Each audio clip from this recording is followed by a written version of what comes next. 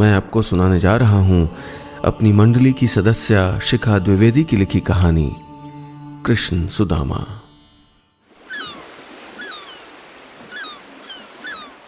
द्वारिका के समुद्र तट पर उस वक्त कोई नहीं था तो सिर्फ लहरों का शोर और चारों ओर फैला गुप्त अंधेरा। पर तभी मुझे उस अंधेरे को चीरती हुई एक रोशनी आती दिखी। कोई शख्स हाथ में मशाल लिए इस ओर ही चला आ रहा था। थका हारा पसीने से भीगा वो शख्स वहीं रेत पे बैठ गया और वो मशाल पास पड़े पत्थरों के बीच टिका दी। मैं दूर खड़ा उसको पहचानने की कोशिश करता रहा। माथे पे तिलक, पूरे मुड़े सर के बीचों बीच एक चोटी, बदन पे जगह जगह से फटी धोती और दाहिने कंधे पर टंगा एक थैला। उसके पैरों में चप्पल भी नहीं थी। रेत पे बैठा वो शख्स अपने पैरों से कांटे निकालते हुए खुद से ही बातें कर रहा था। कुछ कुछ मुझको भी सुनाई दे रहे थे उसके शब्द। सुदामा, तुम आ तो गए हो यहाँ पर, क्या इस दशा में कोई तुमको कान्हा से मिलने देगा? और क्या कान्हा तुमको पहचानेंगे?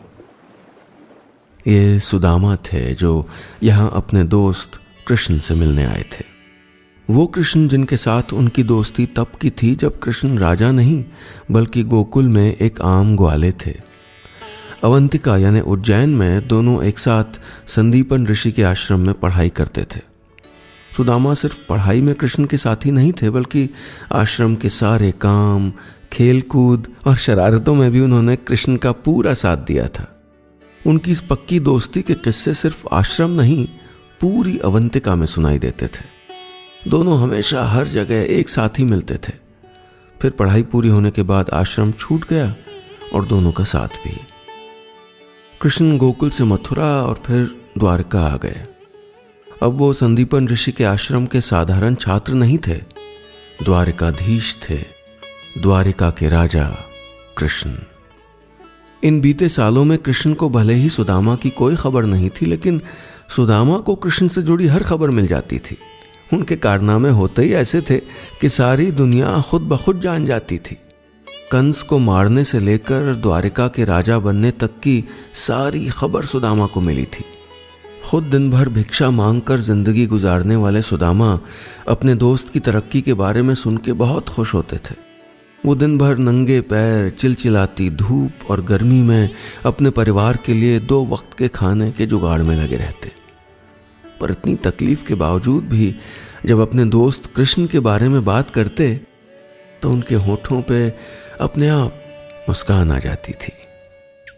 बचपन से लेकर आज तक सुदामा कृष्ण को एक पल के लिए भी नहीं भुला पाए थे। उनकी सारी शैतानियां हर रोज याद आती थी उनको। आश्रम के आसपास के घरों से माखन चुराना, पेड़ों पे लटकते आम पे गुलेल से निशाना लगाना, नीम के पेड़ पे बैठकर घंटों बांसुरी बजाते रहना और पत्थर मारकर वहां से गुजरती पनिहारिनों की मटकी तोड़ना।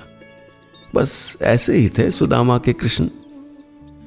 वो अक्सर अपने दोस्त से मिलने के बारे में सोचते थे, पर पैसों की तंगी हर बार उनके कदम रोक लेती थी।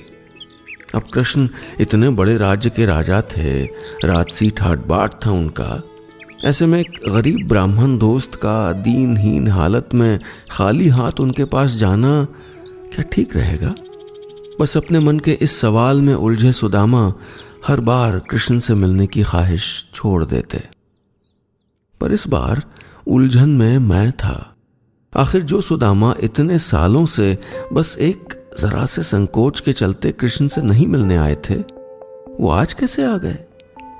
खैर, कुछ वैसी ही उलझन में उस वक्त सुदामा भी थे जब उनकी पत्नी सुशीला ने उनसे कृष्ण के पास जाके मदद मांगने के लिए कहा था। उस पूरे दिन सुदामा के घर में चूल्हा नहीं जला था। उस रोज वो जिस घर में भिक्षा के लिए गए उनको वहां से कुछ नहीं मिला और उनका नियम था कि वो एक दिन में भिक्षा के लिए बस एक घर जाते थे। वहां से जो मिल जाता था उसी में अपना गुजारा कर लेते थे। पर उस रोज उनकी झोली में एक अन्न का दाना तक नहीं आया। बच्चे भूख से परेशान थे और उनको देखकर सुदामा की पत्नी बेचैन। हार मानकर सुदामा के सामने पहली बार ऊंची आवाज में कुछ कहा था उन्होंने। अरे आप अपने मित्र कृष्ण से सहायता क्यों नहीं लेते? जिसका मित्र राजा हो, क्या उसकी ऐसी दशा होगी? हालात से हार मान ली थी सुशीला ने। उनकी आंखों से आंसू बहने लगे, लेकिन सुदामा चुपचाप बस सामने रखी भगवान विष्णु की मूर्ति को देखते रहे। उनका मानना था कि भाग्य से ज्यादा कभी किसी को कुछ नहीं मिलता, फिर मांगने का क्या फायदा। सुदामा अपने दोस्त कृष्ण से मिलना तो चाहते थे, लेकिन इस तरह कुछ मांगने के लिए नहीं। वो अपनी दोस्ती के बीच किसी तरह का स्वार्थ नहीं लाना चाहते थे, पर हालात बड़ी से बड़ी सोच को बदलने की ताकत रखता है। मजबूत से मजबूत इंसान को तोड़ सकता है। उस दिन मैंने भी सुदामा को टूटते देखा था। अपनी बीवी की तकलीफ और बच्चों की भूख के आगे टूट गए थे वो, और फिर द्वारिका जाकर अपने दोस्त से मदद लेने का फैसला कर लिया। सुदामा ने अपनी पत्नी सुशीला की बात तो मान ली थी, लेकिन वो मन से द्वारिका जाने के लिए तैयार नहीं थे।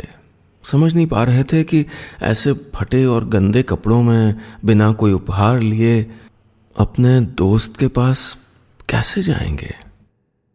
अपने मन की दुविधा अपनी पत्नी को बताते हुए बोले, सुशीला, कान्हा को माखन बहुत प्रिय है। सोचा था जब भी उससे मिलने जाऊंगा तो मटकी भर के माखन ले जाऊंगा। परंतु कहते कहते सुदामा चुप हो गए। सुशीला ने उनके कंधे पे हाथ रख के उनको समझाते हुए कहा, वो आपके मित्र हैं और मित्रों के बीच औपचारिकताएं नहीं होती, और वैसे भी एक सच्चा मित्र ही अपने मित्र के बुरे समय में काम आता है। सुदामा अपनी पत्नी की सारी बातों से सहमत थे, लेकिन फिर भी इस तरह याचक बनकर खाली हाथ अपने दोस्त के पास जाना उनको ठीक नहीं लग रहा था। सुशीला शायद अपने पति के मन को समझ रही थीं।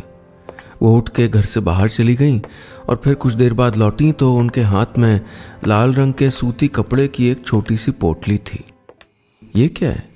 सुदामा ने चौंकते हुए पूछा। सुशीला ने पोटली खोलकर दिखा दी। उसमें कुछ टूटे हुए कच्चे चावल थे जो वो अपने पड़ोस के घर से मांग के लाई थी। चावलों का कुछ हिस्सा उन्होंने बच्चों के खाने के लिए रख लिया और बाकी की पोटली बांधकर सुदामा की ओर बढ़ा दी। कहने लगी, इसी को उपहार स्वरूप अपने मित्र को दे दीजिएगा। सुदामा ने पोटली लेकर वहीं रखे अपने थैले में डाल दी, लेकिन मन ही मन अपनी पत्नी